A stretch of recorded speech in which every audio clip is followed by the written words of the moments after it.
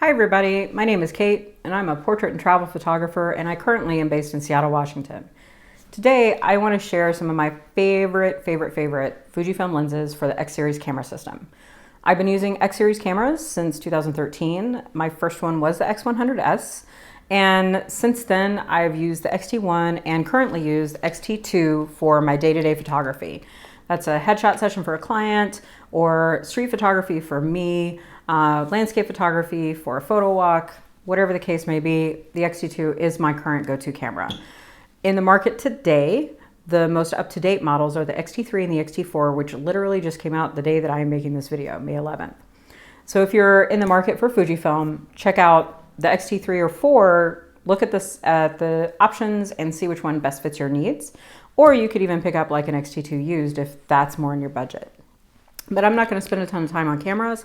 I want to talk to you about lenses. When I got my X-T1, what seems like a million years ago, but it was just in 2013, the first lens I got was the 35mm f1.4. I love this lens. 7 years later, it's going strong. Occasionally I update the firmware when there's updates for it. And this is a workhorse of a lens. The focal length is great for everything from portraits to street photography to landscape, really anything. With your creative eye, you can photograph anything with any lens. Of course, you know, if you want to get compression from a really long lens, that's not the lens for you.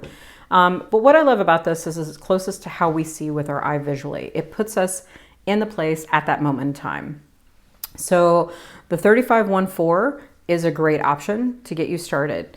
I love that it lets in more light, which means I don't have to push my ISO as much. That's a really important thing.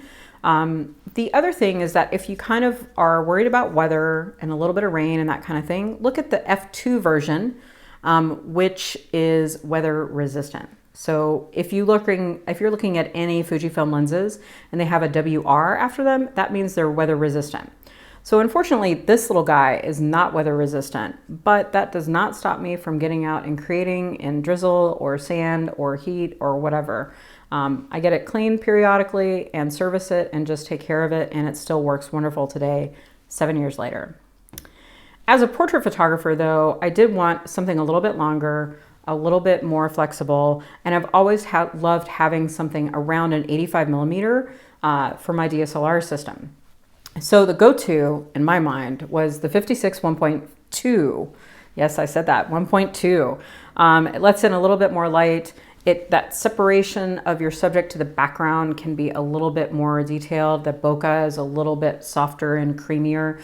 And the look of the images that I get from this lens are really spectacular. So I use this a lot. I don't always shoot it at 1.2, but there are definitely times when I do. And as long as your focus point is in the right spot, you're gonna be okay. But I always say, shoot wide open with caution.